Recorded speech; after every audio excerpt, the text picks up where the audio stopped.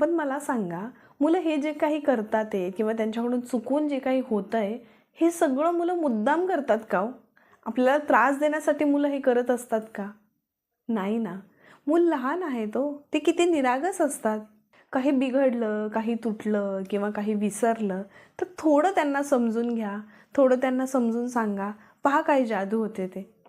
त्यांना एकदा विचारण्याचा प्रयत्न तर करा. काय झालं? कसं झालं? कशामुळं झालं? ह्या सगळ्या गोष्टी बोला त्यांच्याशी.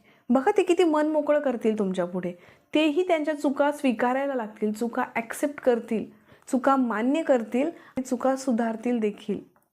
फक्त आपण पालक म्हणून थोडंसं शांत राहणं गरजेचं आहे.